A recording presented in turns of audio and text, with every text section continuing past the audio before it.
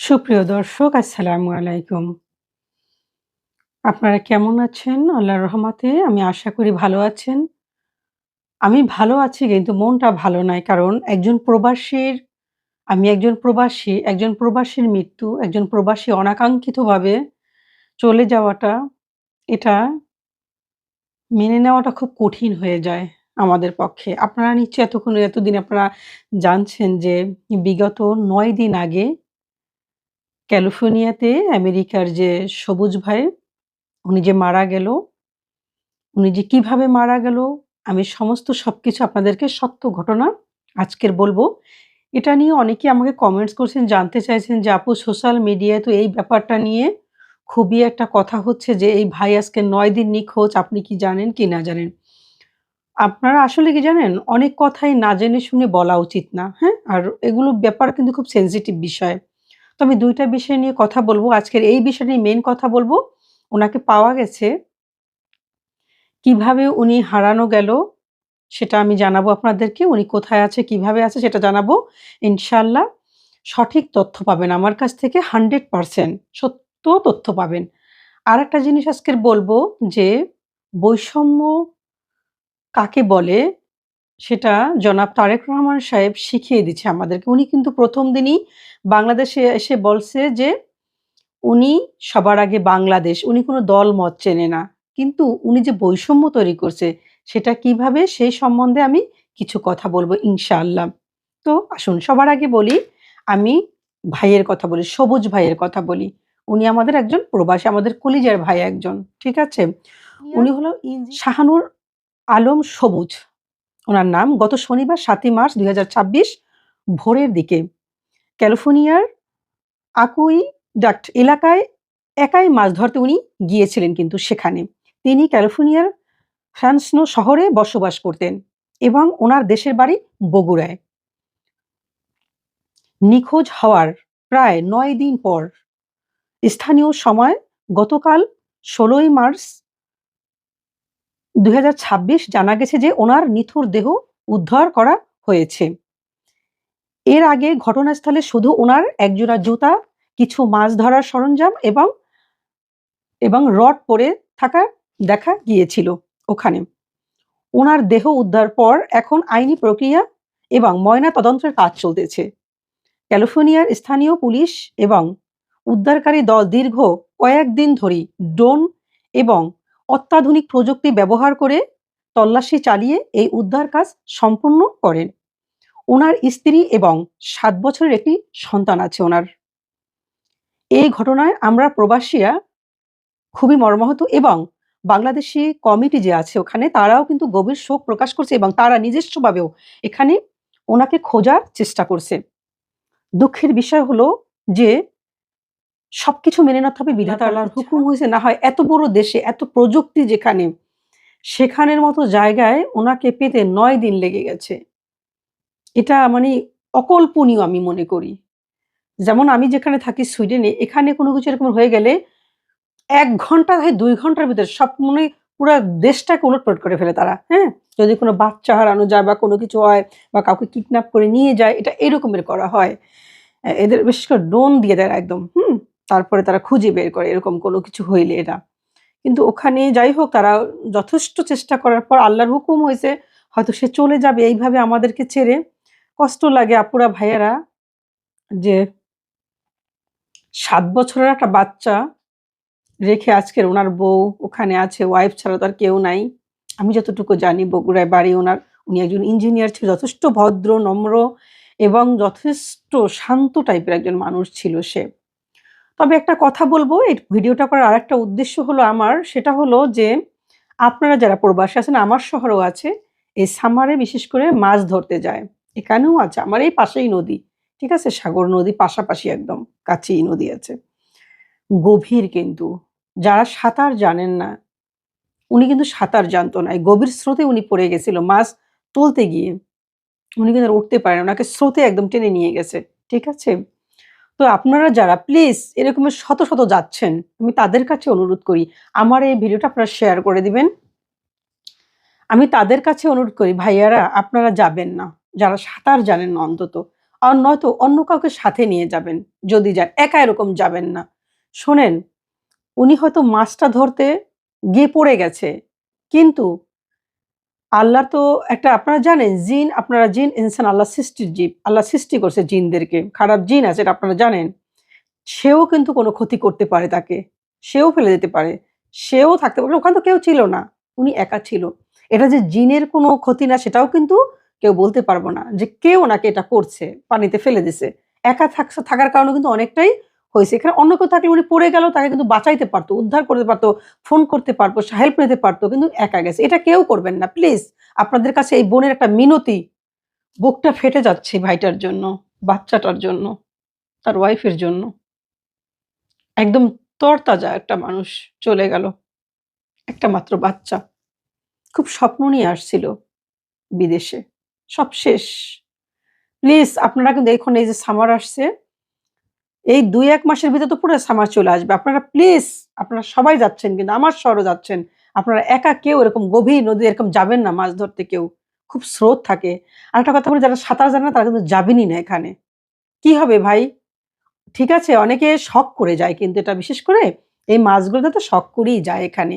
কিন্তু ভাই জীবনটা তো আগে। এরকম যাবেন না কখনো একা। কোনো দরকার নাই ভাই। সাথে কাউকে নিয়ে যাইয়েন। এরকমের সবুজ ভাইয়ের মতন আমরা আপনাদেরকে কাউকে হারাতে চাই না। আরেকটা কথা বলব, সবুজ ভাই কিন্তু একটা ভুল করছে। ওইটা কিন্তু নিষিদ্ধ এলাকা ছিল। আর নিষিদ্ধ এলাকায় কিন্তু বিশেষ করে আমাদের এখান তো আরো কঠিন। সুইডেন তো প্রশ্নই আসে না নিষিদ্ধ এলাকা কেউ ঢোকা। সাথে, সাথে সেখানে মনে করেন অ্যালার্ম হয়ে যায়, হ্যাঁ? ওরকম সিস্টেম করা এখানে। হ্যাঁ, তো এখানে তো সম্ভব না এরকমের, এবং এড়িয়ে দেওয়া থাকে। কিন্তু উনি কিভাবে গেল ওখানে এই নিষিদ্ধ এলাকায় মাছ ধরতে, নিষিদ্ধ জায়গায়? আমি বুঝতে পারতেছি না এটা। এরকম নিষিদ্ধ কোনো জায়গায় আপনারা কেউ যাবেন না। দয়া করে, দয়া করে যাবেন না ভাইয়ারা আপনারা কেউ। ঠিক আছে? এরকম আমরা হারাতে চাই না আপনাদেরকে। বুকটা ফেটে যাচ্ছে। আজকে দেখেন প্রায় ৯ দিন পর আপনি ৭ তারিখে সে সকালবেলা সে তার বউ অনেক খোঁজাখুঁজি করছে, অনেক ফোন করছে তাকে। ফোন তার বন্ধ ছিল। মানে এত অপেক্ষা, সেই ৯ টা দিন পর তো সে তো অপেক্ষা করছিল আমার হাসব্যান্ড জীবিত ফিরে আসবে। তাই না? কোথায় দেখেন? শেষ হয়ে গেল জীবনটা। আজকে যদি নিজের সাথে কাছে থেকে মারা যেত মনের বুঝ দিতে পারত। অসুস্থ হয়ে মারা গেলে মনের বুঝ, বা উনি কাছে থাকতো, মনের বুঝ দিতে পারত। এটা কিভাবে মনের বুঝ দেবে বলেন? কি সান্ত্বনা দেবে মনকে উনি? তো প্লিজ আপনারা কেউ, আপনারা যাচ্ছেন দেখে আমি কথাগুলো বলি বারবারই। আপনারা কেউ এভাবে যাবেন না একা। এটা কিন্তু নতুন না। এরকম যায়, সবাই যাচ্ছে। প্রায়ই মানুষ এরকম গভীর ইতে গহীন থাকে পানি, এখানে গভীরতা অনেক থাকে। এই নদীতে মাছ ধরতে তারা যায়। হুম? এটা যাবেন না একা, একা এরকম করে। শয়তান এটা করতে পারে, দুষ্ট জিন এটা ফেলে দিতে পারে। সবকিছুই তো সম্ভব ভাই। এরা পুরা অসম্ভবের তো কোনো কিছু নাই। আচ্ছা, এখন আমি বলব এই বিষয়টা নিয়ে আপনারা আমার এই ভাইটার জন্য সবাই দোয়া করবেন। আল্লাহ রাব্বুল আলামিন, আমি যতটুকু জানি পানিতে পড়া মৃত্যুকে আল্লাহ শহীদি মৃত্যু দান করে। আমি যতটুকু জানি সেটা বলি ছোট্ট জ্ঞান থেকে। আল্লাহ যেন তাকে শহীদি মৃত্যু হিসাবে কবুল করে নেয়। আমার ভাইটাকে যেন আল্লাহ জান্নাতের সর্বোচ্চ স্থানে যেন স্থান দেয়। আরেকটা কথা বলবো, উনার ওয়াইফ, উনার বাচ্চা, উনার পরিবার, উনার ভাই-বোন, বাবা-মা নিশ্চয়ই সবাই আছে। আল্লাহ যেন তাদেরকে এই শোক সয়ে ওঠার মতন শক্তি দেয়। তাদেরকে আল্লাহ যেন ধৈর্য দেয়। একটু দোয়া করবেন সবাই। আরেকটা কথা বলি, উনাকে নিয়ে শুধু আপনারা Facebook এ কিন্তু প্রচন্ড ভিডিও তৈরি করতেছেন। এগুলো বন্ধ করেন। ঠিক আছে? উল্টাপাল্টা কথা বলেন, কেউ ভুল-ভাল নিউজ দিতেছেন, এইটা সেটা নিউজ দিতেছেন। এই দেখতেছি তো একেক সময় একেকজন একেকটা কথা বলেন। এগুলো বলিয়েন না। সঠিক নিউজ না জানলে কেউ কোনো বিষয়ে কথা বলবেন না। কোনো বিষয়ে কথা বলবেন না। মানুষ না আপনাদের প্রতি বিশ্বাস হারিয়ে ফেলবে দেখবেন একটা সময়। যদি ভুল নিউজ দেন সেটা আপনি পেজে দেন বা চ্যানেলে দেন, যেকোনো জায়গায় দেন। ১ দিন ভালো, ২ দিন ভালো লাগবে। এরপর আপনাকে ছেড়ে তারা চলে যাবে। দেখবে না আপনার নিউজ আর কখনো। আর যখন জানতে পারবে যে আপনি যাই বলেন সঠিক কথা বলেন, কখনো মিথ্যা কথা বলেন না, ভুল ভ্রান্ত খবর দিচ্ছেন না, তখন কিন্তু তারা আপনার কাছে থাকবে। আপনার পাশে তারা থেকে যাবে। এটাই আমি মনে করি। আমার এই কথাটা আপনাদের কতটুকু ভালো লাগছে আপনারা চিন্তা করে দেখতে পারেন। আচ্ছা, এখন আমি বলব যে জনাব তারেক রহমান সাহেবের কথা নিয়ে আরেকটু কথা বলব যে উনি তো বৈষম্য করে ফেলেছে। কিভাবে করেছে আমি সেটা আপনাদেরকে প্রমাণ সহ বলতেছি দেখেন। আপনারা শুনছেন ইতিমধ্যেই যে ওনরা যারা জয়ী হয়েছে, যে এমপিরা হয়েছে, হ্যাঁ? ২০০ কত ১৭ টা দেখলাম এতগুলাই ঈদের ভিতরে উনি আ ঈদের গিফট, হ্যাঁ?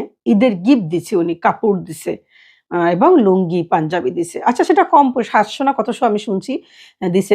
আমার কথা কম দেক, কম দেবে। আপনি একটা পিস দিবেন। সেটা বৈষম্য থাকবে কেন স্যার? কেন বৈষম্য থাকবে জনাব তারেক রহমান সাহেব বলেন? কেন বৈষম্য করলেন আপনি? আপনি যেগুলো দিছেন প্রত্যেকটা আপনার উম জয়ে যারা হয়েছে তাদেরকে দিছেন। বিরোধী দলের কাউকে দেন নাই। এদের তো তহবিল থেকে, এদের তো সরকারি তহবিল থেকে, এটা ঠিক আছে আপনার নিজস্ব তহবিল থেকে দিছেন। তাহলে আপনি তো সরকার প্রধান। আপনি তো বাংলাদেশের সবার প্রধান। আপনি শুধু আপনার দলের প্রধান না। আপনি সেটা প্রমাণিত করলেন বৈষম্য তৈরি করে যে আপনি শুধু আপনার দলেরই প্রধান। আপনি সরকার প্রধান না। আপনি দেশের প্রধান না। সবচেয়ে রংপুর কুড়িগ্রামের মানুষ আমার বাংলাদেশের সবচেয়ে গরিব। ওরা অসহায় বেশি। ওখানে আপনি একটা পিস আপনি দেন না। কারণ ওখান থেকে সব জামায়াত ইসলাম জয় হয়েছে দেখে একটা পিস আপনি সেখানে পৌঁছান নাই। এটা কি ঠিক করছেন? ঠিক করেন নাই। এটা করবেন না। আপনারা দেখতে পারেন নিশ্চয়ই নিউজে দেখছেন, সোশ্যাল মিডিয়া আছে কিন্তু একটা ভাইরাল ভিডিও যে ভোট দিছে একটা মহিলা কিন্তু বলছে, "ভোট দিছি আমরা বিএনপির ধানের শীষে ভোট দিছি ফ্যামিলি সহ। আজকে লজ্জা লাগে নিতে আসছি দাঁড়িপাল্লার খাবার নিতে আসছি। উনাদের গিফট আমরা নিতে আসছি।" এটা আমাদের কাছে লজ্জা লাগে। উনরা আমাদেরকে দেয়নি, উনরা আমাদেরকে দিচ্ছে। যারা পায় না তারা বলছে। আমার কথা এটা না। আপনি কম দিবেন। যেটুকু দিবেন বৈষম্য রাখবেন না। প্লিজ আপনার কাছে এটা আমার অনুরোধ। হয়তো বলবেন যে আমি পরে দিব বা পরে এটা করব সেটা করব। না এটা পরে দেওয়ার কি? ঈদ গিফট আপনি পরে দেবেন না। পর্যায়ক্রমে দেওয়ার এখানে কিছু নাই। ঠিক আছে? তারপর আপনি ফ্যামিলি কার্ড দিচ্ছেন। সেখানেও কিন্তু দেখেন আপনি কোথায় দিচ্ছেন? আগে আপনার পরিচিত আপনাদের নিজস্ব লোক তাদেরকে দিচ্ছেন। আপনি দয়া করে যারা গরিব, যারা প্রাপ্য একদম তাদেরকে আগে দেন। তাদেরকে একটু আগে দেন। দেখে শুনে বুঝে দেন। এর মধ্যে দেখলাম একজনের ৪ টা ৫ টা ১০ টা ২০ টা করে নিছে। হুম? তো এরা বলতেছে আমরা নিয়ে তারপরে দিব। আমার এলাকায় যারা তারা কেন আপনার দলের লোকের কাছে দিতে? আপনি জানেন না আপনার দলের লোকে চাঁদাবাজি করবে এটা নিয়ে? এটা তো আপনার জানার কথা স্যার। আপনার তো বোঝার কথা।